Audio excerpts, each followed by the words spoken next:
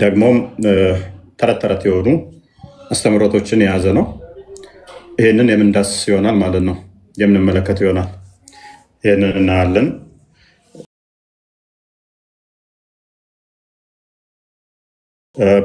በዛውም መጠን ደግሞ እስልምና ሐሰተኛ መሆኑን ከዚህ ክፍል በደንብ የምንዳስስ ይሆናል ማለት ነው። መሐመድ የተናገራቸው ነገሮች አሉ ከዚህ ጋር በተያያዘ እርስ በርሳቸው የሚጋጩ እነሱንም እንዴት እንደሚያስታርቋቸው እናያለን።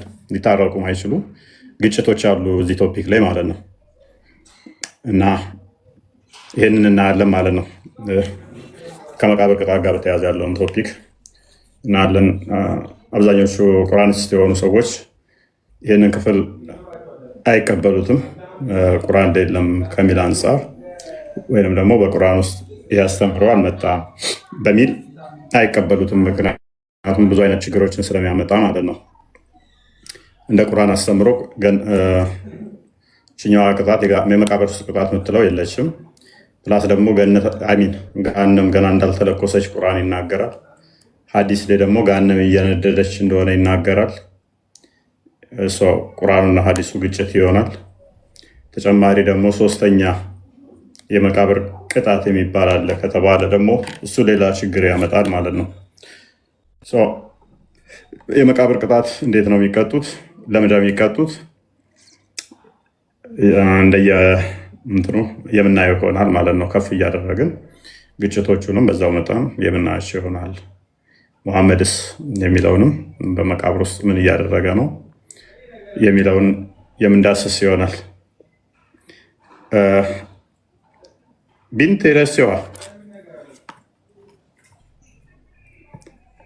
ደረሲዋ እና አፍራ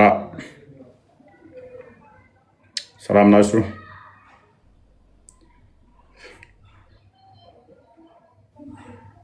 እሰማለሁኝ ና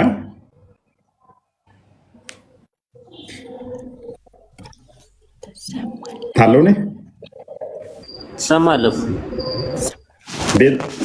ስልክሽ እራሱ አልሰማሽም አፍራ።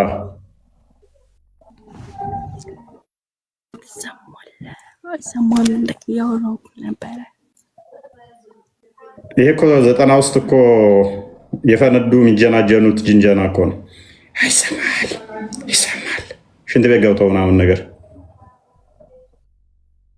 ነው። ለእኔ ነው የማይሰማኝ እሷ ንግግር።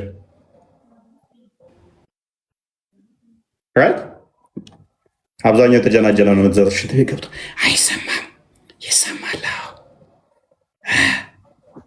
ያወራ ነው አይሰማል። እንዲማል ምናልባት ኔትወርክ ሊሆን ይችላል። አሁን ትንሽ ከፍ ብሏል። መልካም። የመቃብር ቅጣትን ታምኛለሽ? አዎ አምናለሁ። ኦኬ። የመቃብር ቅጣት ከሚያስቀጣ አንዱ ምንድን ነው? እሱ መቃብር ቅጣት የሚያስቀጣ ማለት አንዱ ማለት አልገባኝም እኮ። መቃብር ቅጣት የምትቀጡባቸው ምክንያቶች ምንድን ናቸው? ለምሳሌ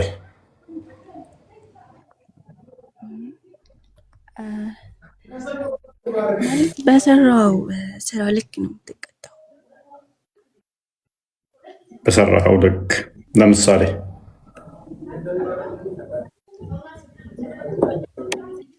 ብዙ ነገር አለ። ብዙ ነገር አለ። ለምሳሌ ሽንት ሊያስቀጣሽ ይችላል። ሽንት ማለት አልገባኝም። ስሸኝ ከነካሽ ምንክን ልብስሽንም ሆነ እግርሽን ማለት ነክቶ ምን ካደረግ ሽንት ነክቶሽ ብቻ ነው። በደንብ ስሸኝ እንደ አጋጣሚ ላይሽ ላይ ከተንጠባጠበ አያስቀጣም። ምን ሲያደርግ ነው የሚያስቀጣው? ለምሳሌ ነክቶክ ሶላት የምትሰግድ ከሆነ ሶላት ተቀባይነት አይኖረውም። ደግሞ ነክቶክ በቃ አያስቀጣም። ያስቀጣል የሚሉ ተሳስተው ነው። ያስቀጣል የሚሉ ካሉ አይዶን እሱን አለ ኦኬ። ቃል እስኪ አንድ አዲስ አሳያት። ግን በመቃብር ውስጥ የምትቀጡት ምናችሁ ነው? ነፍሳችሁና ስጋችሁ አብሮ ነው እንደ ያለው? ነፍስ አይደለች ወይ? በድኑ ታዲያ በድኑ እንዴት ነው የሚቀጣው? በድኑ ነው የሚደበደበው? ነፍስ የሌለችው ስጋችሁ እንደ ነፍስ ያከው አይደለች እንደምትሄደው ማለት አልገባኝም። ነፍስሽም መቃብር ውስጥ ነው ያለችው? ነፍስሽም መቃብር ውስጥ ትሆናለች እና ከመዚህ ትቀራለች እንዴ? ታዲያ አልሞትሽማ፣ መቃብር ውስጥ ተቀምጠሻል እንጂ ነፍስሽና ስጋሽ አብራ ካለች አልገባኝም ማለት ነው። ሞት ማለት ለእናንተ ምን ማለት ነው? መቃብር ውስጥ መግባት ነው እንዴ ሞት ማለት? ነው አይደለም። ሞት ማለት በቃ ከዛኛው ዓለም መቀላቀል ማለት ወደ ትክክለኛው ዓለም እንደገባክ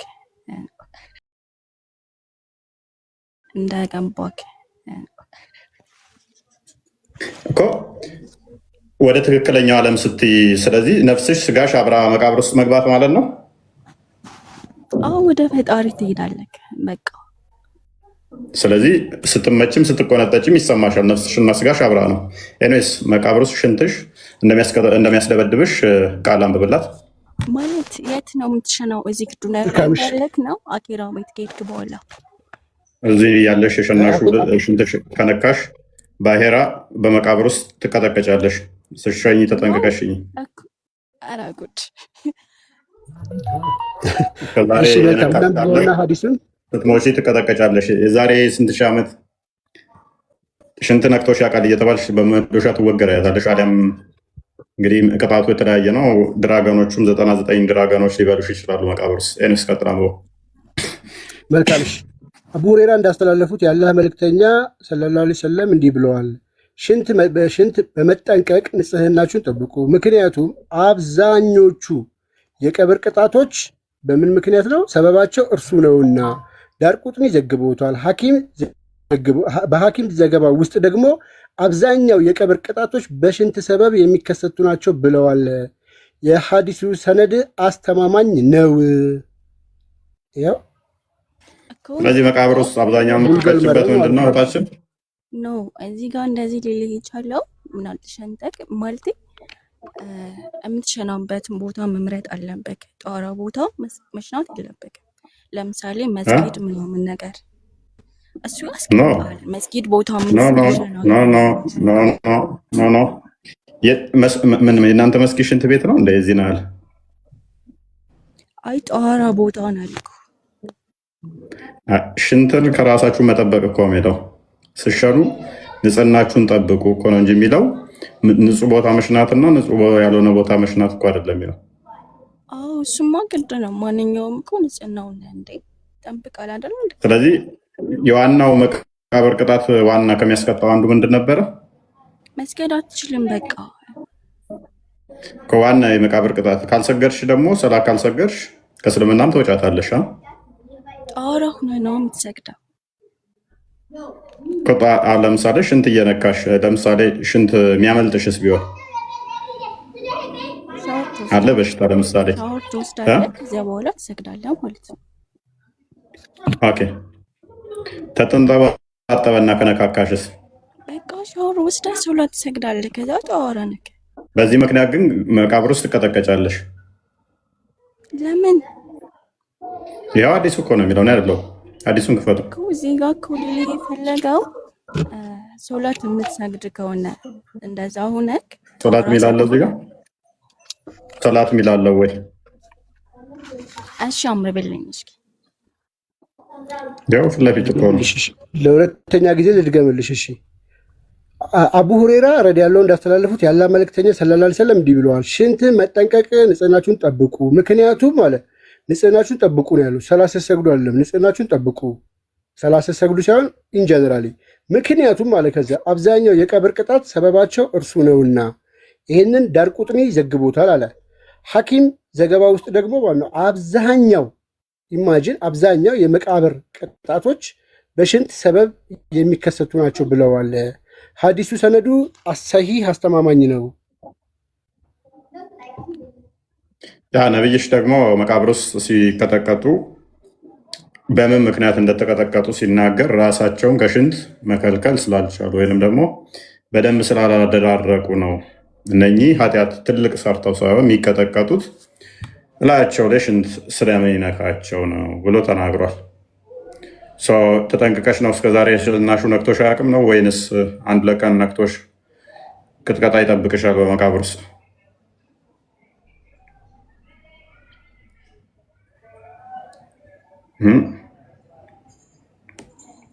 ባይዘይ መሐመድ ቁጭ ብሎ የሚሸናበት አንደኛ ምክንያቱ ይሄንን ከሰማ በኋላ ነው።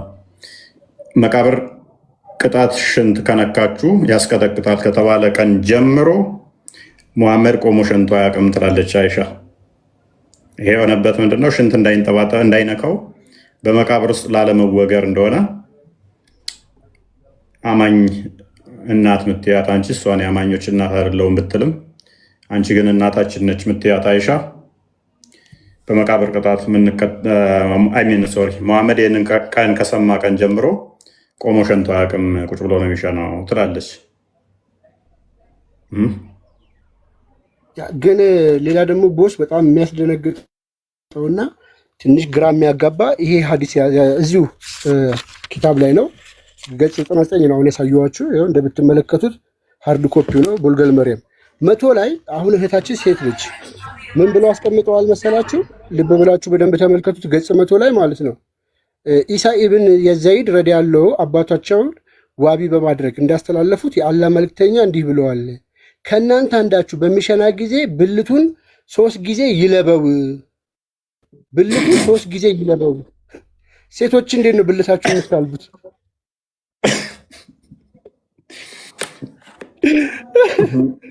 እኔ በጣም ወረደ ታነባለህ እንደወረደ ይላል ስባት ኤፍናንታ ሶሪ አፍራት አነብልን ነበር።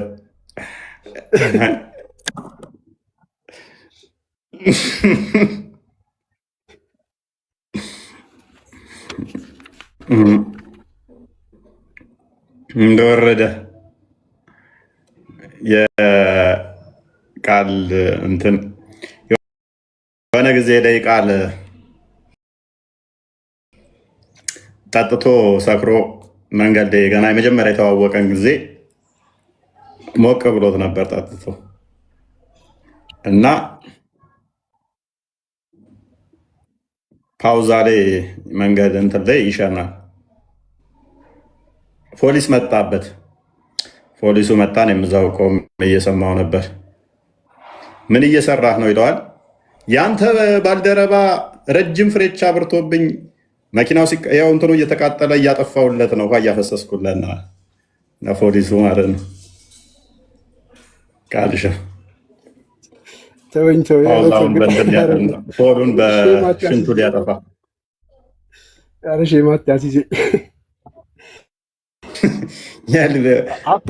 ሼን አፍራንና ሲዛ ሰጣት። አፍራንና ሰጣት እኮ ሼማ ሲዛ እስ ነው ፌ ያልበዋል።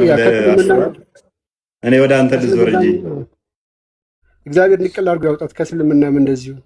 እኔ እስልምና ውስጥ አልፈልግም፣ ምክንያቱም እምነት አይደለም እስልምና። አሁን ሴቶቹ እንዴት ነው የሚያልቡት? እውነት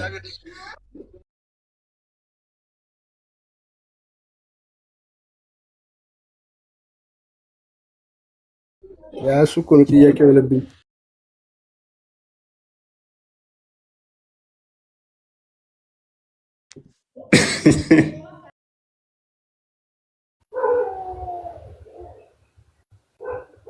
ወጣ እንዴ?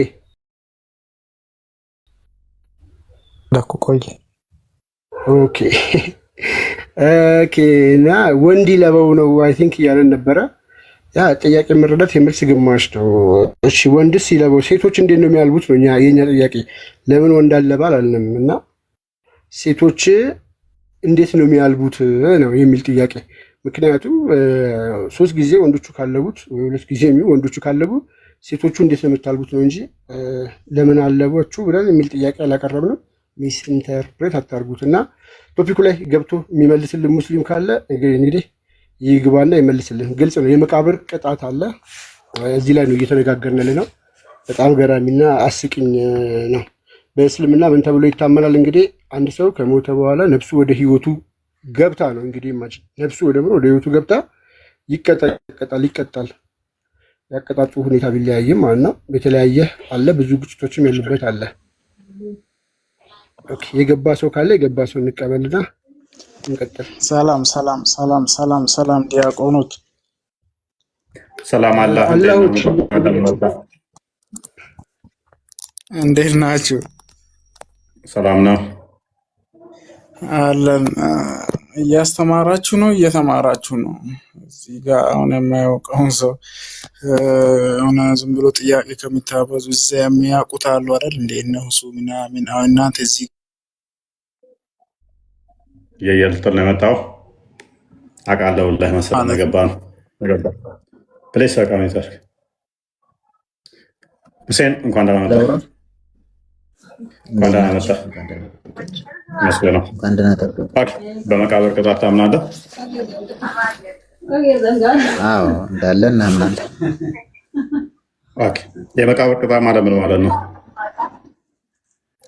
ያው ተናገራችሁ እኮ ሌላ ነገር የለውም። ቅጣት እኮ ማለት ስጋው ብቻ የሚቀጣው ነፍሱ ከስጋው ጋር ከተለየች እንዴት በድኑ ያመዋል? አይ መጀመሪያ ነፍሱ ከስጋው ይለይና ወደ ፈጣሪ ይሄዳል።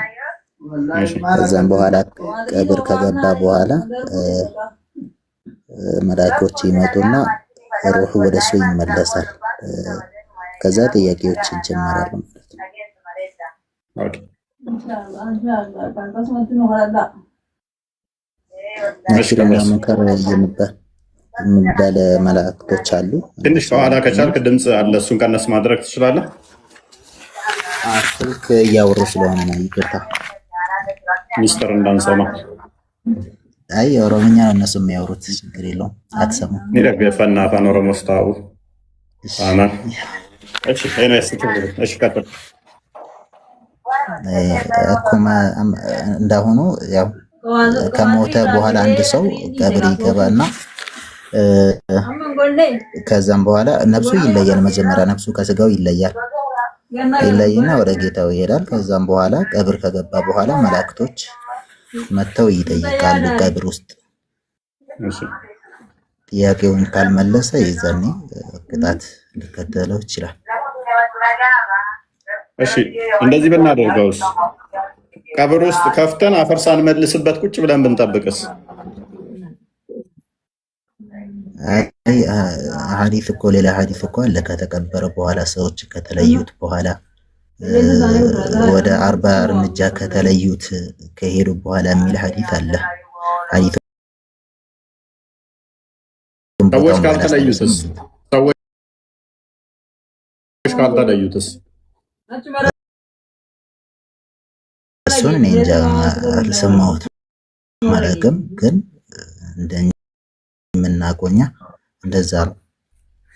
ስለዚህ ከመቃብር ቅጣት ለማዳን ሰውየውን አለመለየት ነው። ከመቃብር ቅጣት ለማዳን ማድረቂያ ወቅቱ ላብራቶሪ እንደሚቀመጠው እንደዛ ማስቀመጥ ነው። በመቃብር ውስጥ ከሚቀመጥ ሲጀመር ቀብር ቅጣት የተባለ እኮ ቀብር ከገባ በኋላ እኮ ነው። አንድ ሰው ቀብር ገብቶ እንትኑ አፈሩ ከተመለሰበት በኋላ እኮ ነው። ቀብር ማለት እሱ አይደለ እንዴ? ሲጀመር ያ አፈሩም ራሱ ያጣብቀዋል አይደለ? እንትን ያደርገዋል። ኃጢአተኛ ከሆነ ሁለቱ ሳይዶች እንደዚህ ይጨምቁታል። ጥያቄው ላይ ጥያቄውን የማይመለስ ከሆነ ቅጣቶቹ አንዱ እሱ ነው። የኔ ፖይንት አሁን ምንድነው የቀብር ቅጣት ግዴታ ቀብር ውስጥ መግባት የሚያስፈልግ ከሆነ ሰውየው መቃብር ውስጥ እንዳይቀጣ ካስፈለገ አለመቅበር ነው አንደኛ። ሁለተኛ ደግሞ በውሃ ውስጥ የሞተስ ቀብር ውስጥ ማይገባ። ስለዚህ እነኚህ የቀብር ቅጣት አይነካቸውም ማለት ነው። መሬቱም አያጣብቀውም። እንደገናም በመዶሻም መቃብር ውስጥ መጥተው የሚጠይቁት አይኖሩም። ቀብር ቅጣት እኮ ያው ሰው ከሞተ በኋላ ቀብር ባይገባም ብገባም ቅጣት ላይቀረው ነው። አሁን ደግሞ አብዴት አደረግ አርጉመንት ቅድምም ብለናል። የቀብር ቅጣት ማለት ከተቀበረ በኋላ መቃብር ውስጥ ገብቶ ሲሆን የሚል ነግረህን ነበር። አሁን ደግሞ ቀየር አርጉመንት። አሁን ከሞተ በኋላ የሚል አመጣ ማለት ነው። ከሞተ በኋላ ለምሳሌ ከሞተ በኋላ አይደለም የሚለው ሐዲሱ። ቆይ ከሞተ በኋላ አይደለም የሚለው ከተቀበረ ሰዎች ኮቴያቸውን ይሰማል መቃብር ውስጥ ሆኖ ምን ያለው አይደለ?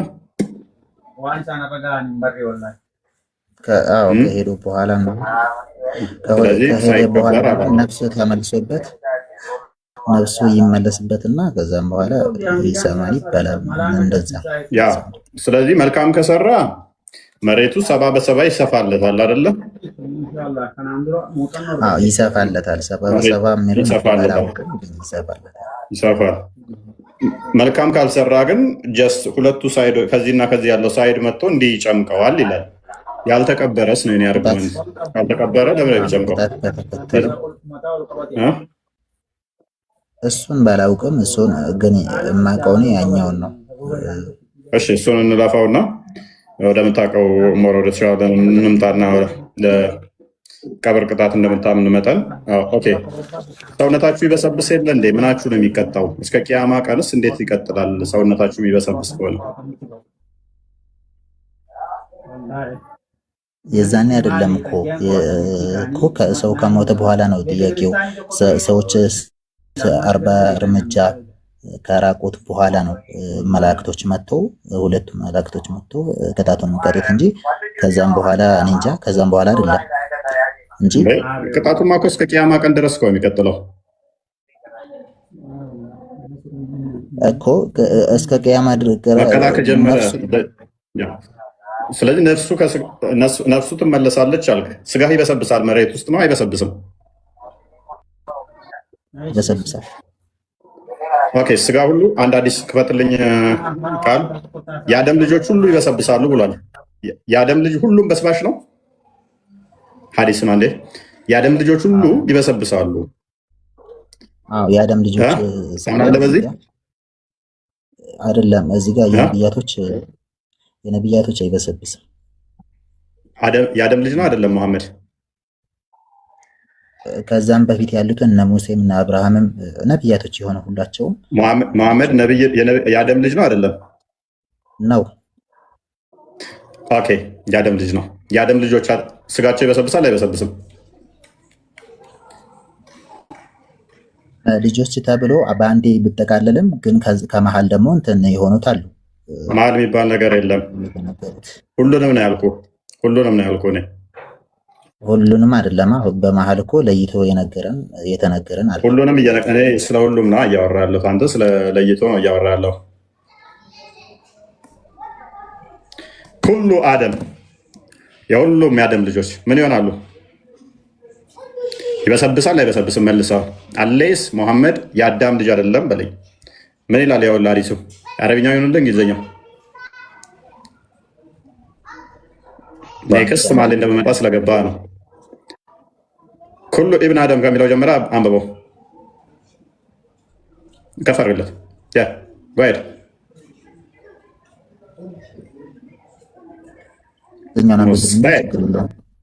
እንግሊዝኛውን አድርገው። እኔ አይደለም እኔ አናብብም፣ ግን አንተ አንብበልኝ ችግር የለም።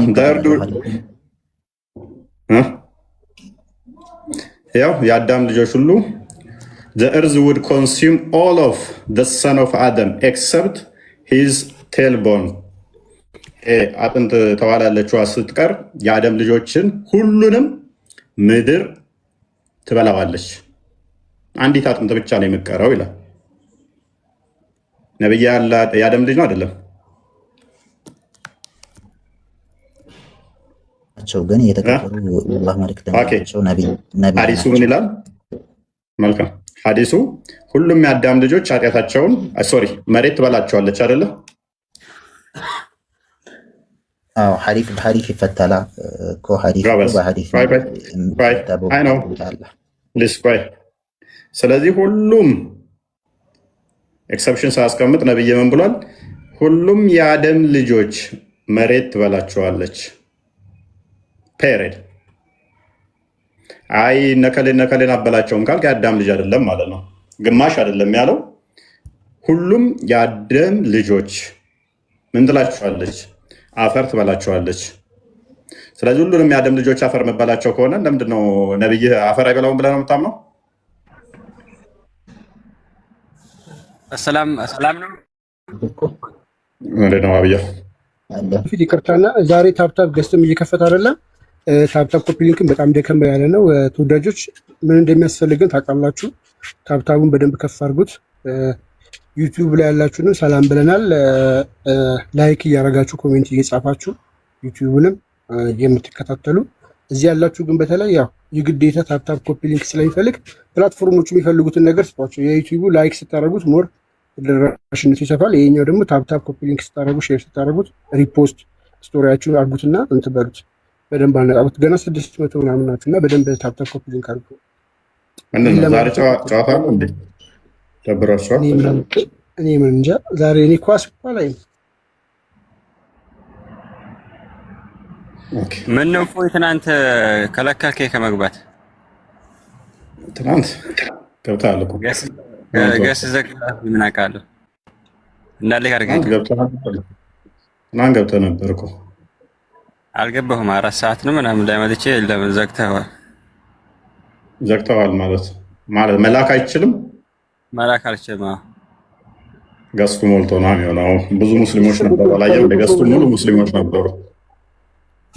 ገስቱ ምናምን ሲሞላ መላክ አችልም ነው የሚልህ። አዎ እንደዛ የሚለው ይቻላል። እንትኑና ገስት ሞልቶ ነው ሰዎች ልከው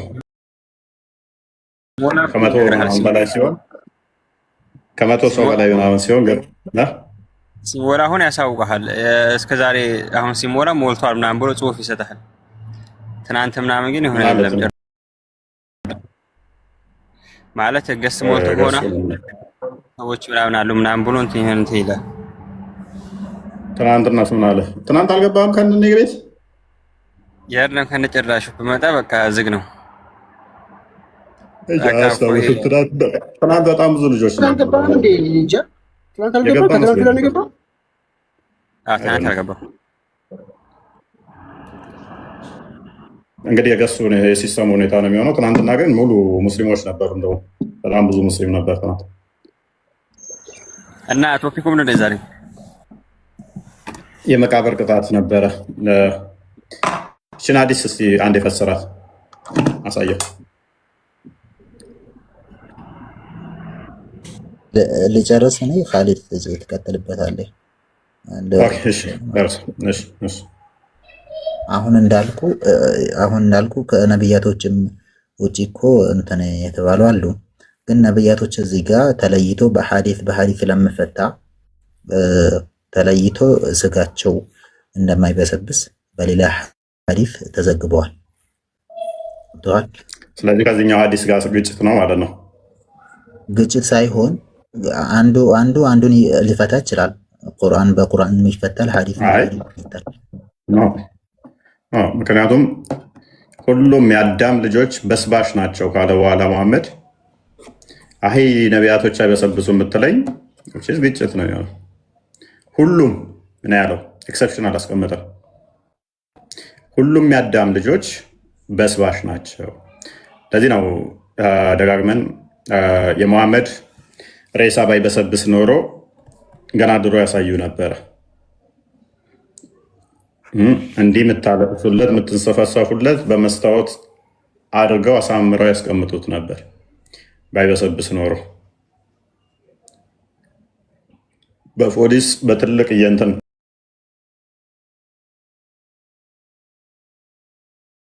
የሚጠበቀውም ምንም ነገር ስለበሰበሰና እንትን እንዳይል ነው። ኤኒዌይስ ሲጀመር ማሳየቱ ምን ስለዚህ ያደርጋል? ሐዲሱ በግልጽ እንደሚናገረው የአደም ልጆች በሙሉ በስባሽ ናቸው። አንደኛይቱ አጥንት ማውጣት ስትል ሬሳ ሊወጣ ነው ከቀብር ወጥቶ እንትን ሊቀረጽ ሬሳ ከቀብር ወጥቶ ሊቀረጽ መስኪ ሰርተውለታል እኮ ቤት አትስሩ መቃብር ላይ ቢላችሁም አንደኛ ከሚያስቀጣችሁ አንዱ መቃብር ላይ ቤት መስራትና ማምለኪያ ቦታ ወይ መስራት አልተፈቀደም። መስራቱ እንኳን ተፈቀደም መስራቱ አልተፈቀደም። ሁለተኛ ደግሞ ግን ለነቢያችሁ ሰርታችኋል። እኛን ክርስቲያኖችን የኢትዮጵያ ክርስቲያኖችን ለወረስ ክሬቸር ካለበት አንዱ የሞተ ሰው ላይ እሱ ላይ ቤት ይሰራሉ የሚል ነበረ አርጉመንቱ። መሐመድ ላይ ሰርታችኋል ቤት። አሁን ይህንን አዲስ ምንም ሪፒት የምታደርገው የለም። የአደም ልጆች ትንሣኤ እንዴት ነው? እንደ እስልምና ማለት አላህ እንዴት ነው የሚያስነሳችሁ? አልገባኝም። ነቢያቶች ማይበሰብሱ ከሆነ እነሱ ዝም ብለው ነው የሚነሱት? ነፍሳቸው ይመለስበትና እኔ ግን እሱን ባላውቅም ግን ነፍሳቸው ይመለስበትና ይነሳል። ነፍሳቸው ይመለስበትና ስለዚህ መቃብር ውስጥ ነፍሳቸው የለም። ሁሉም እኮ ሲጀመር ሁሉም ወደ ስጋው ይመለስላቸዋል። ሁሉም አሁን አይበሰብስም ብለኸኛል። ነቢያቶቹ ምንም እንኳን መሐመድ የሁሉም የነቢያቶች አካቶ አሚን ምን ነበረ የአደም ልጆች ሁሉ የሚበሰብሳሉ ቢልም አንተ ግን ብለሃል ነው ነቢያቶቹ አይበሰብሱም ብለሃል። ኦኬ እንደዛ ከሆነ ነብይ ደግሞ ምን ብሏል? ትንሣኤ በዛች በአንዲቱ አጥንት ነው ብሏል። እዛች አጥንቷ ላይ ስጋ ይመረጋል ብሏል። ነቢያቶችም አይበሰብሱ ከሆነ ስለዚህ ምንም የሚመረግላቸው ስጋ የለም ማለት ነው። ኦልሬዲ አይበሰብስም ስላልከኝ እዛች አጥንት ላይ ቀረችው ላይ ስጋ ይመርግና ከዛ እንደቀድሞ አድርጎ ያነሳቸዋል ይላል። ስለዚህ ነቢያቶች ላይ ትንሣኤያቸው ምንድን ነው? ዝም ብሎ መሬትን መቆፈርና ማውጣት ብቻ ነው ማለት ነው። ለነቢያቶች ማንም ቆፍረው ሁሉም እኮ እንደዚሁ በቃ እንደ በቅል ይነሳል። ሆኖ ሳለ የእነሱም እንደ አዲስ ስለዚህ ዝም ብለው ነው የሚነሱት ማለት ነው። ምክንያቱም እነሱ ትንሣኤ የላቸው ማለት ነው። ዝም ብሎ መነሳት ብቻ ነው መውጣት ብቻ ነው። በማላቀው ነገር ባላወራ ደስ ይለኛል። ሆኖም ሳለ ግን የነቢያቶች እንደማይበሰብሱ ነው የማውቀው እኮ። አሁን አይበሰብሱ የምትለኝ ከሆነ ትንሣኤ ደግሞ ነብይ ሲናገር አንዲት አጥንት አለች ማትበሰብስ፣ እሷ ላይ ስጋ ይመርግናላ እንደ ቀድሞ ሱራ 21 ላይ ሱራ 21 ነበረ። ኤኒዌይስ እሱ ላይ እሱን መሰረት አድርጋችሁ አንድም ወደ ቀድሞው እንመልሳችኋለን እንደዛ የሚል አለ መሰለኝ። ቼክ አድርገው እስኪ አንዴ ቃል በዛ መሰረት ወደ ቀድሞ እንደዛ የሚመልስ ከሆነ ይሄ ነቢያቶችን አይመለከትም ማለት ነው። ይሄ ትንሣኤ ቁርአኑም ክፍል ነቢያቶችን አይመለከትም። ስጋ የሚጨምርባቸው ነገር ስለሌለ እነሱ ላይ ኦልሬዲ ስጋቸው አይበሰብስም ስላልከን ስጋ ላቸው ላይ ከምርና በዛች አጥንት ላይ መርግና ያስነሳቸዋል የሚለው ውድቅ ይሆናል ማለት ነው። አጥንታቸው ኦልሬዲ አይበሰብስም አለ። ምክንያቱም ስጋቸው ሳይበሰብስ አጥንታቸው ሊበሰብስ ስለማይችል፣ ስለዚህ ትንሣኤው ራሱ ይለያያል ማለት ነው። የእናንተና የነቢያቶች እነኚህ ክፍሎች የቁርአኖቹ ኢቭን ሀዲሱ ብቻ ሳይሆን ቁርአኖቹ ራሱ ነቢያቶችን አይመለከትም እያልከኝ ነው። ነቢያቶች ማይተዳደሩበት የቁርአን ክፍሎች አሉ ማይመለከታቸው 104 ይመስለኛል። ኦኬ ለመጽሐፉ የሆኑ ገጾች እንደሚጠቀለሉ ሰማይን የምንጠቀልልበትን ቀን አስታውስ። የመጀመሪያውን ፍጥረት እንደጀመርን እንመልሰዋለን። በእኛ ላይ የሆነን ቀጠሮ ቀጠርን፣ እኛ የቀጠርነውን ሰሪዎች ነን ይላል። ስለዚህ መጀመሪያውን እንደጀመርን እንመልሰዋለን ይላል። ስለዚህ አደምም ነቢይ ነው ብላችሁ ታስባላችሁና እንደጀመርን እንመልሰዋለን የሚለውን አደምን አይመለከትም። ኦልሬዲ እንደዛውን ብድግ ነው ማለት ያለበት አደም ማይበሰብስ ስለሆነ እስካሁን ድረስ እንደናንተ አስተምሮ።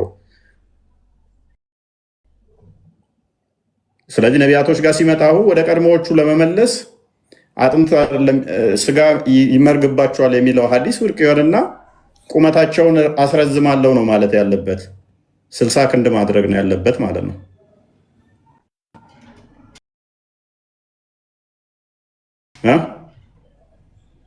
ወደ ቀድሞቹ መልሳችኋለሁ የሚለው ነቢያቶችን ስለማይመለከት ከአደም በኋላ ያሉትን አደም ዝም ብሎ ይነሳል። ምን የሚጨመርለት የሚቀነስለት የለም። ምክንያቱም 60 ክንድ ነው፣ ወደ እሱ ነው የሚመጡት ሁሉም። ስለዚህ እሱ የሚጨመርለት የሚቀነስለት የለም። አፈሩን ረገፍ ረገፍ አድርጎ መውጣት ብቻ የሚጠበቅበት ራይት። እዚህ ጋር በጥልቅ ባላውቅም ሆኖም ሳለ ግን እንትን ነው ሌሎቹ እንደዚሁ ሌሎቹ ይተከልላቸዋል ስጋ። እነዚህ ነቢያቶቹ ደግሞ ያው አይበላም ስጋቸው አይበላም ስለተባለ በዛው ይነሱ እንደሆነ አላሁ አለም አላውቅም። ግን ኻሊድ የበለጠ ከኔ በላይ የሚያውቁ ከሆነ ይመልስልህ እሱ። ይሄ ብላውን ነቢያትን አይመለከቱም ማለት ነው። ምንድነው ቶፒኩን እስኪ ግልጽ አድርግልኝ እፎይ።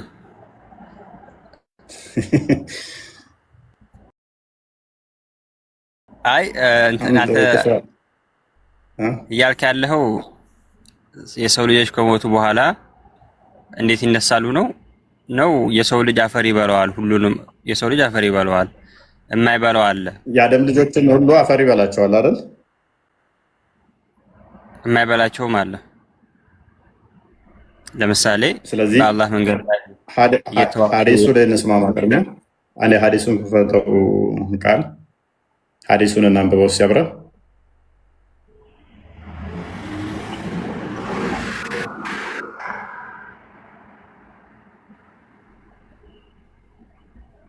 እቺን ሐዲስ አንብባት እስኪ ወደ አማርኛ አድርገው። አረብኛውን አታነበው?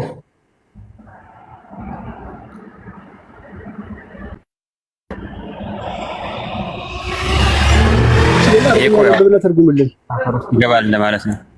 አረብኛ ነው። ምን አልከኝ? ይሄ ሁሉም ወደ አፈር ተመላሽ ነው የሚለውን ነው የሚገልጸው አይደለም። አላህ ያ ሚንሃ ኸለቅናኩም ወፊሃ ኑዒዱኩም ወሚንሃ ኑኽሪጁኩም ታረተን ኡኽራ ይላል። ወደ አፈር ካፈር የፈጠርናችሁ ወደ አፈር እንመለሳችኋለን ይላል። ግን ነብዩ ሰለላሁ ዐለይሂ ወሰለም ብለዋል። ለምሳሌ ጦር ሜዳ ላይ የሞቱት ሙስሊሞች እንትና ስጋቸው አይበላም። እንደዚሁም ደግሞ ሐፊዘል ቁርአን ያፈርቶች ፕሊስ ሐዲሱን በስርዓት ፈሰር። ቅድሚያ እየነገርኩህ እኮ ነው። በስርዓት ፈሰር። ሁላችሁም አይደለም አደም የሚለውን እንኳን አልፈሰርክም፣ ውሸትህን። ሁላችሁም ወደ አፈር ትመለሳላችሁ ነው የሚለው። ኩሉ አደም የሚለውን እንኳን ኩሉ በኒ አደም ያኩል ፍትራ ፕሊስ ዋብያ ዶን ፓኒክ። እዚህ ጋር ፎይ አንዴ እዚህ ጋር ኢላ የሚለው እኮ አመጣ። ኢላ አጀባ እኮ ኢላ የምትለው ሲቀር ምን ሲቀር እያለ ምን ሲቀር ማይክን አንሳው እስኪ በአማርኛ አጀባ ማለት ነው ማለት አጀባ ማለት ነው። ነብይ ነው የሚለው ነብይ ይላል። አጀባ ማለት ነብይ ማለት ነው። አይ ለማጀባ ማለት አትዋሹ፣ ዋብያው አትዋሹ። ስለዚህ መዋሸት ሳይሆን እኮ ሐዲስ ያለው ነው ሲቀር ማን ያቺ አጥምት ያ ወደ አማርኛ ቀር እንትኑን ተርጉምለት። እንግሊዝኛውን ላይ አስቀምጦልሃል። ትዊስት አታርጉ፣ ትርጉም አታበላሽ። ለማንኛውም ይሄ አስኬድህም አይበላም። የሰው ልጆች አፈር አይበላቸውም። የሚበላቸው አሉ፣ የማይበላቸው አሉ።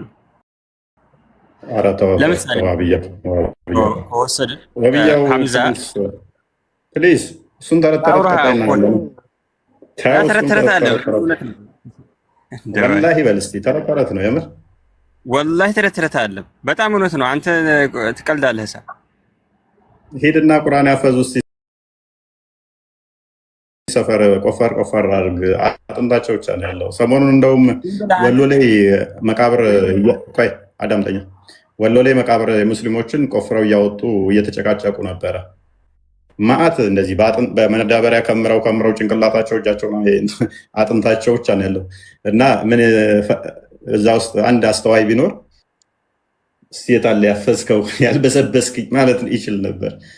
ግን እሱ ሐፊዛ አሉ አለ ሰርች ታርግ ይመጣልሃል።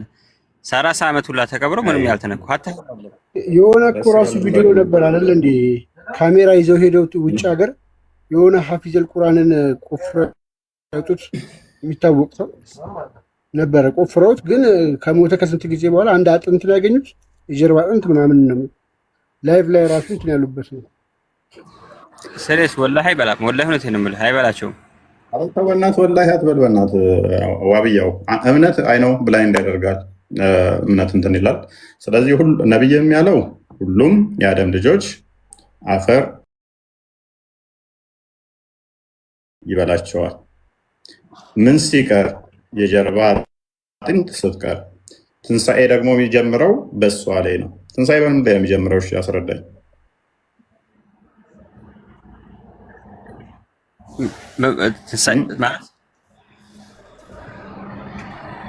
አማርኛው እንደዚህ ይላል። አቡ ሁሬራ እንደተረኩት የአላህ መልእክተኛ እንዲህ ብለዋል፣ ምድር የአደም ልጅ አካል በሙሉ ትበላለች ወይንም ታበሰብሰዋለች። የጀርባ አጥንት የመጨረሻን አጀቡስ ዘንበ ሲቀር ከእርሷ ከዚች አጥንት ማለትም ከጀርባይቱ አጥንት ተፈጠረ። በትንሣኤ ቀንም ከእርሷ መልሶ ይፈጥራል። ስለዚህ ማትበላው የጀርባ አጥንት ላይ ያለችው ነች። ሁሉም ይበሰብሳል፣ እሷ ትቀራለች። ትንሣኤ ደግሞ መጀመሪያው በእሷ ላይ ነው ይላል። ስለዚህ አደም ልጆች የተፈጠሩት በእሷ ከሆነ ሁሉም የሚበሰብስ ከሆነ የአደም ልጅ ከእሷም የሚጀምር ከሆነ ነብይህም በስብሷል። የመጀመሪያው አርጉመንት። ሁለተኛው ደግሞ እንዳንተ እስማማለህና በደንብ አስተውል ካሊድ ዋብያው፣ የአንተን ሎጂክ እቀበልና የነቢያቶች አይበሰብሱም ካልከኝ ፍጥረትን እንደ መጀመሪያው እንመልሳለን ስላለ የጀመረው ደግሞ በጀርባ አጥንት ስለሆነ እሷ ላይ ስጋ እየመረገ ከሆነ የሚቀጥለው አሁን ደግሞ መልሼ ነቢያቶች ስጋቸውም አይበሰብስ ከሆነ ምናቸውም ካልበሰበሰ ሙሉ ግዙፍ አካል ከሆኑ ይሄ ክፍል አሁንም አይመለከታቸውም ማለት ነው። ውጭስ ትንሣኤ እነሱን አይመለከትም ማለት ነው።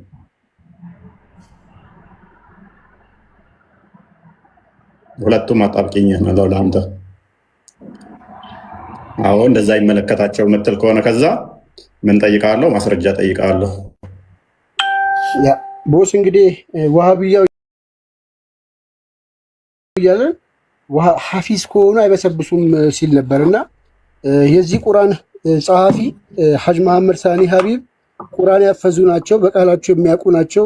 እንግዲህ ለረጅም ከ1960 በፊት በኃይለ ሥላሴ ጊዜ፣ በደርግ ጊዜም በኢህአዴግ ጊዜ ወደ መግቢያ አካባቢ ነው የሞቱት። በጣም የሚታወቁ ሰው ናቸው። በእሱ አባባል እንግዲህ ሄደን ቆፈር ቆፈር ብናደርግ እሳቸው አልበሰበሱም እያለን ነው እንግዲህ አይደለ? እንደዛ ነው።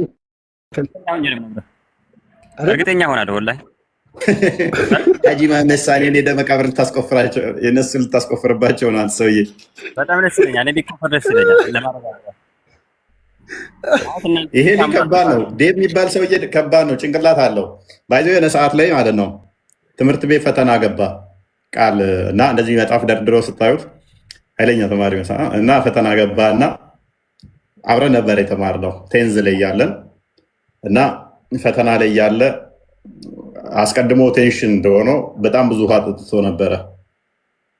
ውሃ ከመጠጣቱ የተነሳ ያው ከሽንት ጋር የተያዘ ስለሆነ ቶፒክ ውሃ በጣም ጠጥቶ ስለነበር ፈተናው ሲገባ ደግሞ ሽንት አለው። በቃ ሽንቱ መጣ። ሊቆጣጠር ሞከር፣ አልቻለም። ዞር አለ ጠራኝና አልቻልኩም ጉድ ሊሆን ነው፣ ወንድ ልጅ ሊበላሽ ነው አለኝ። ምንድን ነው ወንድ ልጅ የሚበላሸው? ተበላሸዋል። ምንድን ነው? ኧረ ተው፣ አባይን የሚያስነቅቆ እዚህ ጋር ፏፏቴ ሊፈጠር ነው አለ። ኧረ እንደዛማ ከሆነ እኔ ልጥራለህ ቲቸር አልኩኝ። ከዛ መምህሩ መጣ። ቲቸር አልቻልኩም፣ ጭንቅላቴ ውስጥ ያለ እውቀት ራሱ ሊፈስ ነው እና ሽንት ቤት መሄድ አለብኝ አለው። መምህሩ ልብ አለና ውጤቱን አየና እንትን የሚሰራውን ፈተናውን አየና ቃል ጭንቅላት ውስጥ ያለው እንኳን ምንም ሊፈስ የለም፣ ምክንያቱም መልሶችህን በሙሉ አይቼዋለሁኝ። ስለዚህ አትጨነቅ።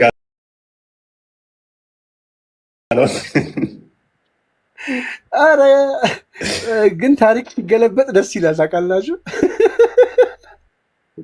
ጭንቅላቴ ውስጥ ያለው እውቀት ሊፈስ ነው ብሎ እኔ ገጸ ባህሪ ዋናው ባለ ታሪክ ተናጋሪው ነው። ኧረ ተው እንግዲህ እንዴ!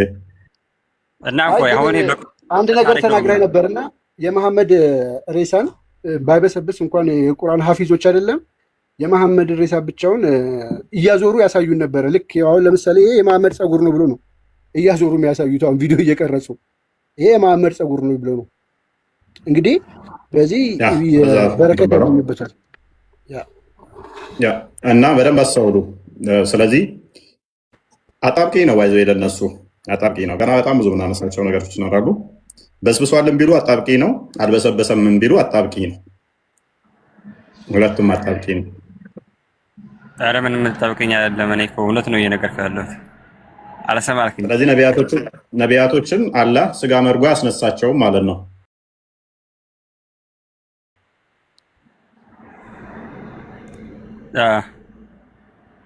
አዎ ማስረጃ ስጠኝ። በደንብ አስተውሉ። ነቢያቶችን ስጋ መርጎ ትንሣኤ ያስነሳቸውም እያለ ነው። ስለዚህ የድሮውን ስጋ ዘው ነው የሚነሱት እያለ ነው። ማስረጃ ማሜ በአንድ ሌሊት 11 ሴቶቹ ጋር እንትን ሲልበት የነበረውን ያንኑ አካል ነው ዘው የሚነሳው። ማስረጃ ስጠን እስኪ። አሁን ቆይ ይሄ እንደዚህ ማለት ለምን አስፈለገ? እፎይ ያው ነብይ እሱ ነው። ሌሎቹ የማያምኑም እኮ አብያው አይደለም። በአንድ ሌሊት 11 ሌሊት ምናምን ይሄ አሁን ለምን አስፈለገሽ? እዚህ ጋር የሆነ ካልተሳደብክ አይሆንም። ይሄ እኮ ስልም ያሳፍራል። ላ አይደለም። ይሄ እኮ ውሸት ነው። አንደኛው ኡስታዝ ምን እንዳለ ታውቃለህ ካዴድ? ይሄ ነብያችን ምን ያህል ጀግና እንደሆነ የሚያሳይ ነው ብሏል እኮ። እንደውም የነብዩ ጀግንነት ነው የሚያሳየው ብላ ትሉ የለ እንዴ? ይሄ እኮ እውነት እኮ አይደለም። ይሄ እኮ ውሸት ነው። ይዞራል ማለት እንትን ያደርጋል ማለት አይደለም። የእነሱን ደህንነት ለማየት ነው ይዞራል።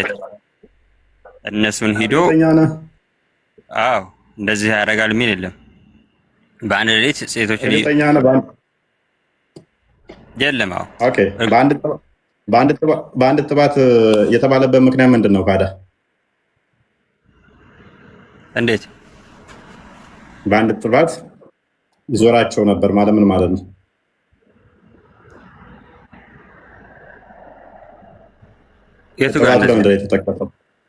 ጥባቱ ለምን ተጠቀሰ? በአንድ ጥባት ይዞራቸው ነበር የሚል አለ። በሚገባ ልጨምርልህ እና አነስ ብን ማሊክ ለምንድን ነው እንዲህ ብሎ የጠየቀው? ነቢያችን ይሄንን የማድረግ አቅም አለውን ሲል እኛ ምንል ነበር፣ ግን ከ30 እስከ 40 የ30 የወንዶች ጉልበት ተሰጥቶታል። ለምንድን ነው ያሉት? ሄዶ አይሻ እንዴት ነሽ ከድጃ እንዴት ነሽ ለማለት ነው የ30 የወሲብ ጉልበት የተሰጠው። ይሄ እኮ ባልተቤትህን እኮ እንትን ትላለህ እኮ ባልተቤት የ30 ወሲብ አይደለም ወሲብ የሚል ለምን ትጨምራለህ? በደንብ አስተውል። እነዚህ ይዞራቸዋል። ችግር የለውም። እኔ በአዲስ ፈሰርላለሁ። ይዞራቸዋል በሚለው ላይ አቅሙ ይችላል ወይ ብለው ሲጠይቁ ሌሎቹ በአንዴ እነኝን ሁሉ መዞር አቅም ይችላል ወይ ሲሉ እኛም ይሄማ የ30 የወንድ ወሲብ ጉልበት ተሰጥቶታል ያሉት ለምንድን ነው? የ30 የወንድ ወሲብ ተሰጥቶታል ይላል። ዝም ብለህ ዶይፍና ምናምን ትክክለኛ ሐዲስ አለ በሚገባ ይሄ ልጅ ግን እናመሰግናለን። ወሲብ የሚል የለም ነው ያለን። ልብ በሉ ወሲብ የሚል የለም ብለሃል አይደለ? ዋሃብየው ወሲብ የሚል የለም አላልኩም። እኔ ያልኩት አለ ታዲያ ሚስቶቻቸውን ወሲብ አደረጉ የሚል አለ የለም? አስተካከል። እኔ ወሲብ እኮ እኔ ወሲብ ማለት ሳይሆን ወሲብ ያደርጋል እየዞረ የሚለውን በአንድ ሌሊት እየዞረ ወሲብ ያደርጋል የሚለውን በግልጽ አሳየኝ። የለም ነው ያደርጋቸው ነው የዞረው አይደለም። ጠዋፍ ማድረግ በአንድ ጥባት የዚህን ያህል ጉልበት ተሰጥቶታል የተባለውም ከወሲብ አንጻር ነው። እኔ በአዲስ ልፈስርልህ። ቡሃሪ 52 እንዳውቀዋለህ። ሱሌማን በአንድ ሌሊት 100 ሴቶችን ይዞራል የሚለው ሊዞር ይችላል። ነብይ ተመሳሳይ ነው። ጠዋፍ ያደርጋቸዋል ነው የሚለው። ነብይህም ቀንና ማታ 11 አንድ ቀን 9 ሚስቶቹን ይዞራል ይላል። ሱሌማን ደግሞ 100 ሴቶቹን ይዞራል ይላል። ሁለቱም አዲስ ተመሳሳይ ነው። ስለዚህ ሱለይማን ለወሲብ አልነበረም ሲዞራቸው የነበረው እንደ ነብይ ቃሉ ተመሳሳይ ስለሆነ ነገር ግን በመዞሩ ምክንያት ኤኒዌይስ ቀጥል እንዴት እዚህ ላይ አንድ ነገር ግን ሳልናገር ማለፍ አልወድም። እዚህ ቲክቶክ ላይ ያለ ኡስታዝ ራሱ ከእፎይ ጋር ራሱ እንደዛ ሚሊየን ብሎ ክዶ ሲያጭበረብር ነበረ። ልብ በሉ ይዞራቸዋል ማለት ይዞራሉ ለሰላምታ እንጂ ወሲብ አይደለም ብሎ ሲናገር ነበረ። በሳሂህ አልቡኻሪ በግልጽ በአማርኛ የነሱ የተረጎሙት ደግሞ መስጊድ ውስጥ የሚያስተምሩበት መጽሐፍ ግን ምን ይላል? እስኪ አብረን እናንብበዋ። ይሄንኑ ሐዲስ ገጽ 86 ላይ አንዴ ገጽ 86 ላይ ምን ይላል? አነስ እንዳስተላለፈው ነብዩ በአንድ ውስን ሰዓት ውስጥ ነው የሚለው። ለዛውም በአንድ ውስን ሰዓት ውስጥ ሚስቶቻቸውን ይጎበኛሉ፣ በሌሊት ወይንም በቀን። እነርሱም 11 ነበሩ። በሌላ ዘገባ ደግሞ 9 የሚል ተገኝተዋል። አነስ ተጠየቀ፣ እንዴት አቅም ይኖራቸዋል ካለ በኋላ 11 9 ሴቶች ጋር በተወሰነ ወቅት ምንድነው የሚለው? ይሁልኝ ወሲባዊ ግንኙነት መፈጸም ብሎ ጥያቄ ቀረበ። ምናዊ ወሲባዊ ግንኙነት ነብዩ የ30 የወንድ ኃይል እንደተሰጣቸው እንነጋገር ነበረ። አነስ ኢብኑ ማሊክ ነብዩ ሚስቶቻቸውን በተመለከተ በዚህ ሐዲስ ላይ የተጠቀሰውን 9 ሚስት እንደነበሩ እንጂ 11 እንደሚል ገለጻ እንዳላደረገ በሳዕድ ቀተዳህ ዋቢ አድርጎ ዘግበዋል። ዋና ፖይንታችን ምንድን ነው? ወሲባዊ ነው ያሉት። ወሲባዊ ግንኙነት እያቸው እንደሚያጭበረብሩ ዋብያው ይሄንን ሳታቀርታህ አይመስለኝም። አንተም ውሸታም እየሆንክ መጥተሃል። ከጊዜ ወደ ጊዜ ታረም። ውሸት አዋጣም። በነብይ ሐዲስም አትሸማቀቅ፣ አትፈርበት። ወደ ቶፒኩ ስንመለስ ወደ ቶፒኩ ባከናርግና ወደ ቶፒኩ ስንመለስ፣ ስለዚህ አሁን መሐመድ አልበሰበሰም፣ መቃብር ውስጥ እየሰማ ነው ያለው አይደለ? አዎ አልበሰበሰም። ስለዚህ መቃብር ውስጥም ይሰማል ምናምን አልኩህ። ምን ስጋው አልበሰበሰም ነው እያልኩ ያለው፣ ሰውነቱ አልበሰበሰም። ኦኬ ሰላት ታወርድበት ይመልሳል።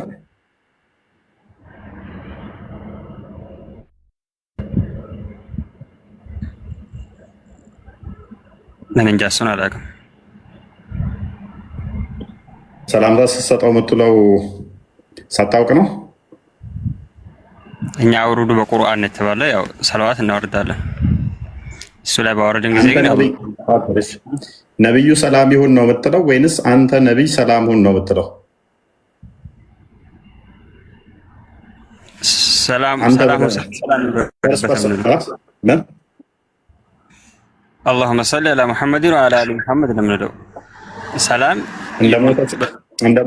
ለሞተ ሰዎች የሚሰጥን ሰላምታ ነው የምትሰጠው ወይንስ በህይወት ላሉ ሰዎች የሚሰጥን ሰላምታ? በህይወት ላሉ ሰዎች። ስለዚህ መሐመድ በህይወት ነው ያለው ማለት ነው።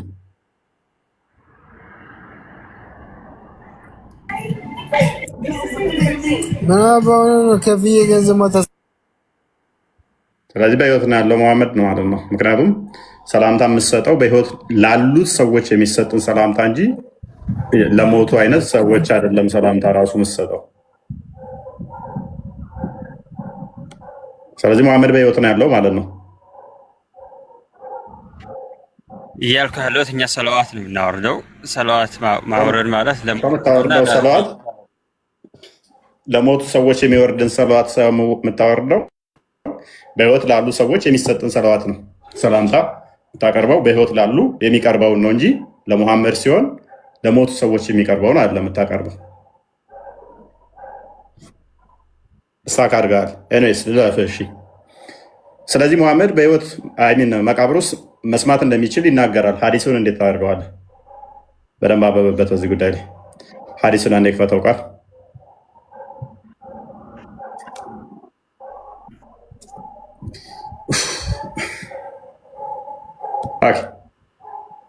ይታያል።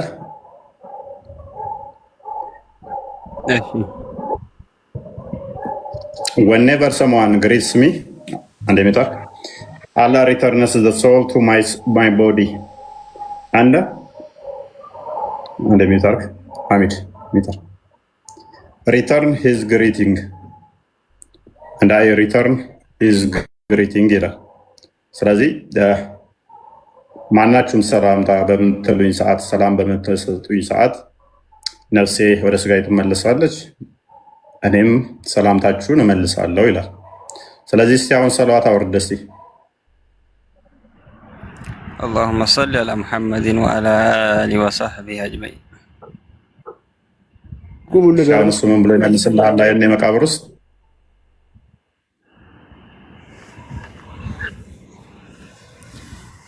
ይመልሳል። ምክንያቱም ባወረዳችሁ ቁጥር፣ ሰላም ባላችሁኝ ቁጥር ሰላምታ መልሳለሁ ብሎ ከተባለ ይመልሳለሁ።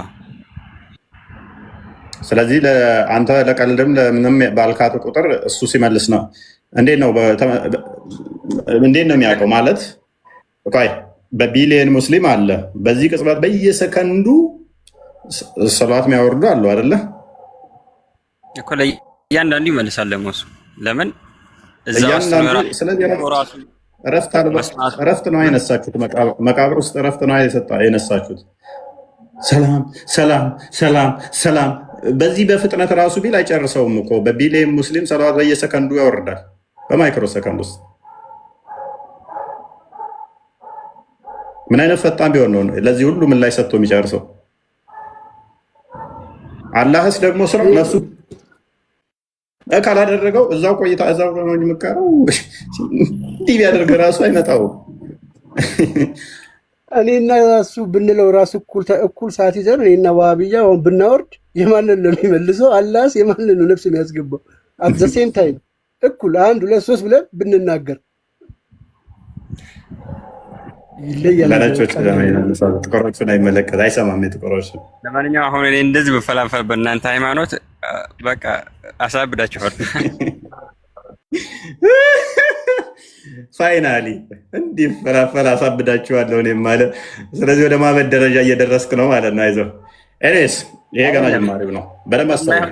በመቃብር ውስጥ ሆኖ እንደዚህ ሰላምታ የሚመልስ ከሆነ 70 በ70 የሚሰፋው ከሆነ ስለዚህ መሐመድ መቃብር ውስጥ ነፍሱም ስጋውም አለች ማለት ነው። አንድ ይፎ አሁን አንተ መጥተህ ያለብህ ስለ ሃይማኖት ማን ነው የሰበከው? የሰበከ የምትለው ሰውዬ እኮ ተረት ተረት እያወራ እንደሆነ እኮ እያሳየው ነው። እያንዳንዱ በግጭት እያሳየው ነው። አንበሰብስም ብለው እንደሚበሰብስ አሳየው።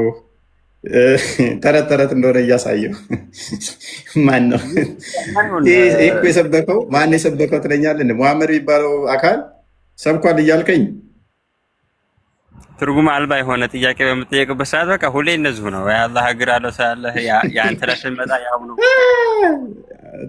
ትርጉም አልባ መሆኑን ከልት የሆነ አስተምሮ ትርጉም አልባ እንደሆነ ተተረዳህም አንድ ነገር ነው። ይሄ አስተምሮ ውሃ ማይቋጥር የውሸት መሆኑን እርስ በርሱ የሚጋጭ መሆኑን አምነሃል። እያንዳንዷን አሁን ዛሬ እያንዳንዷ ፌል አድርገሃል። ሌሎቹ ይቀጥሉ። ትንሽ ደክመዋል። የአሁኑን እኮ አላህ ሊያስችለው ይችላል። ምን ይታወቃል?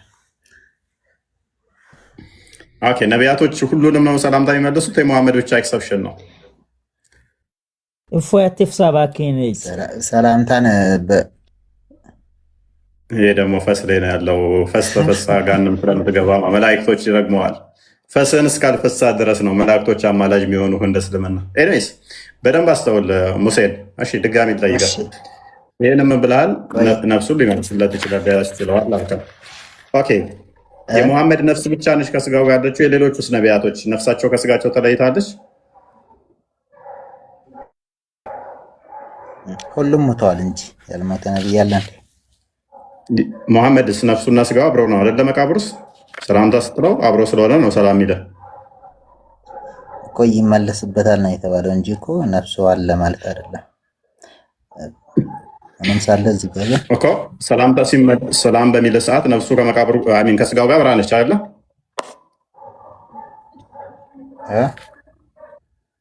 ነፍሱ ከስጋው ጋር አብራነች አይደለ? እኮ ነፍሱ ሁሌም ከሱ ጋር ትሆናለች ማለት አይደለም። ግን ሆኖም ሳለ ግን ሁሌም አይደለም አትበላ። ምክንያቱም ያላህ ስራ ሰላት በየሰከንዱ ታወርዳላችሁ። ምክንያቱም የዓለማችን ሰዓት አቆጣጠር የተለያየ ነው። እኛ ጋር ሲመሽ ሌላው ጋር ይነጋል።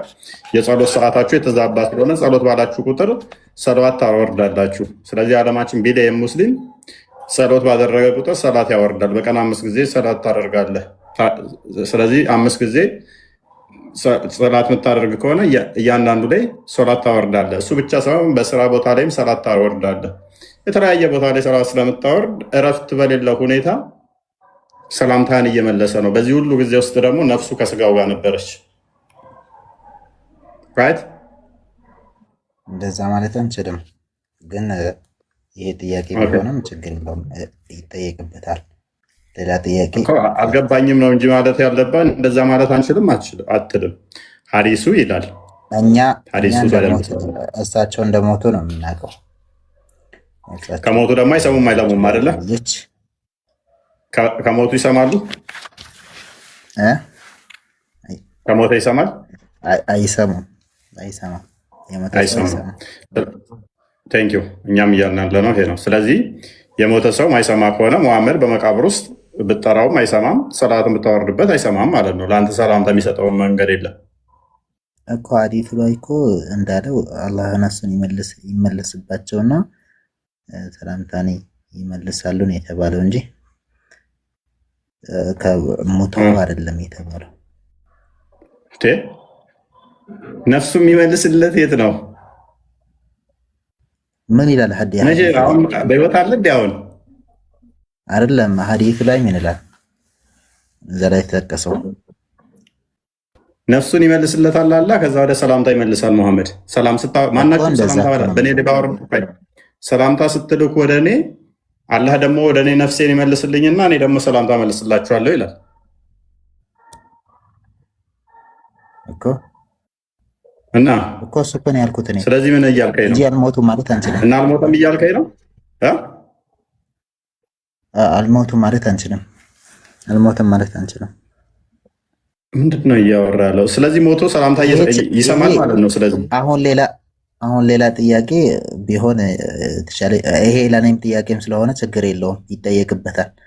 ሌላ እንትን አልገባኝም በላ። ስለዚህ የሚሰማው ነብይህ ባይዞ በመቃብር ውስጥ ያሉት እነሱ አንተ አሰማቸውም እንጂ ይሰማሉ ብሏል። ዛፍና እንስሳት ሲቀር ማንም አይሰማቸውም እያሉ ሲጮሁ ብሏል ነብይህ። እነሱ ደግሞ ያንተን ኮቴ ሁሉ ይሰማሉ ብሏል መቃብር ውስጥ ሆነው። ስለዚህ ነብይህ ከሌሎች ሙታኖች የሞቱ ሰዎች እኮ ነፍሳቸው ይመለስበታል እኮ ጩኸታቸውን ይመለስበታል ከተባለ ቅድም እኮ እንደነገርኩ ሰው ከራቀ በኋላ ትንሽ ራቀ ካለ በኋላ እንትኖች ነፍሱ ይመለስበትና መላእክቶች ይጠይቃሉ አይደል? እዛ ላይ የመጡ ሲጠይቁ የዛኔ የቀበሩትን ሰዎች ኮቴዋቸው ይሰማል። መሐመድ ራሱ ልክ እንደሞተ ቅበሩኝ ብሎ ተናግሯል ማለት ልክ እንደ ማንኛውም ሰው ማንኛውም ሙስሊም ሲሞት ሙስሊም ከሆነ መልካም ስራ ካለው የጀነት ከሆነ ወደ ቀብር ውሰዱኝ ይላል። ክርስቲያን ወር ደግሞ ሌላ ከሃዲያን ከሆኑ ደግሞ ወዴት ነው የምትወስዱኝ? አትቅበሩኝ የሚል ሐዲስ አለ። ስለዚህ መሐመድ አሁን የጀነት ነው ካላችሁ ቅበሩኝ ብሎ ወይ ተናግረዋል። የገሃነም ነው ካላችሁ አትቅበሩኝ ብሎ ይናገራል። ከሁለት አንዱ። ስለዚህ ቅበሩኝ ብሎ ልክ እንደሞተ ወደ ቀብር ሲወስዱት ቅበሩኝ ብሎ ተናግረዋል ማለት ነው። አለ እንደዛ የሚል ኦፍኮርስ ላሳይ አይደለም። ሌሎች በአረብኛ ላሳይ፣ በእንግሊዝኛ፣ በአማርኛ በምን ላሳይ? የሌሎቹ ነው የተነገረው እንጂ የእሳቸው አይደለም። ቅበሩኝ ያልበት ቦታ አለ። እነሱ ግን የሌሎቹ ስለ ሰው ልጅ ነው እያወራ ያለው። መልካም ስራ እሱንም አውቃለሁ እኮ ይኸው ሳያል ቡሃሪ ላይ ማለት ነው። ስለ ሰው ነው ያወራው እኮ። እሳቸው ደግሞ አልተናገረንማ። ያልተናገረን ዝም ብለን አንናገርም። ተናገረ እንጂ ምን አለ መሰለህ፣ እሱንም አውቃለሁ እኮ አቡ ሰዒድ አልኹድሪ እንዳስተላለፉት ያለ መልእክተኛ እንዲህ ብለዋል። ጀናዛ ማለት ሬሳ ማለት ነው። ታጥቦና ተገንዞ የተዘጋጀ ጊዜ ልክ እንደተዘጋጀ ማለት ነው። ወንዶች በትከሻቸው ላይ ከዛ በሚሸከሙት ወቅት የሞተው መልካም ሰሪ ከሆነ ልብ በሉ፣ ሁሉንም ያካትታል፣ ማንንም አይለይም። መልካም ሰሪ የሆነ ሰው ማለት ነው ያካትታል ከሆነ ይላል በፍጥነት ውሰዱኝ ይላል። መልካም ሰሪ ካልሆነ ደግሞ ወዮልኝ ወዴት ነው የምትወስዱኝ ይላል። ድምፁም አለ ሁሉ ነገር ይሰማዋል የሰው ልጅ ሲቀር ይላል በዚህኛው ሐዲስ። ቢሰማው ኖሮ ይላል ህሊናውን ስቶ ይወድቅ ነበረ። ስለዚህ የሰው ልጅ ሲቀር ይሄንን መሐመድ ውሰዱኝ ቅበሩ ቅበሩ ሲል የሰው ልጅ ሲቀር ቢምቢ ሰምተዋለች፣ ዛፍ ሰምተዋለች፣ አይጥ ሰምተዋለች። ማን ያልሰማለህ? የሰው ልጅ ሲቀር ማን ነው? በዚህ ሐዲስ መሰረት በነገራችን ላይ ጋኔንም ሰምቶታል ማለት ነው። አጋንንቶችም፣ ሁሉም ፍጥሮች፣ ዝንቦችም፣ አይጦችም፣ ውሾችም ሁሉም ሰምተዋል። የሰው ልጅ ግን አልሰማውም ይህን ሲናገር። እንደዛ ማለት ስህተቱ ምንድን ነው? እዚህ ጋር አሁን መሐመድ ተናግሯል ማለት ነው። ልክ እንደሞተ ተናግሯል የሚል የለም። በዚህ አልተናገረም ማለት ኃጢአተኛ ነው ማለት ነው። ቴንኪው ኃጢአተኛ ቢሆን ይናገራል እንጂ ያ አይደለም እኮ። እሳቸው እኮ ቅበሩኝ ብሎ የተናገሩበት ቦታ የለም። ግን የሌሎቹ ተናግረዋል። አትቅበሩኝ አትውሰዱኝ ካለ ደግሞ ኃጢአተኛ ነው ማለት ነው። እሱን አናውቅም። ያልተናገረ እንዴት እንናገራለን እኛ? ያልሰማን ግን መቃብር ውስጥ ያሉትን መስማት የሚችሉት ማና ማን ናቸው? መቃብር ውስጥ ያለውን የሰው ልጅ መስማት አይችልም አይደል?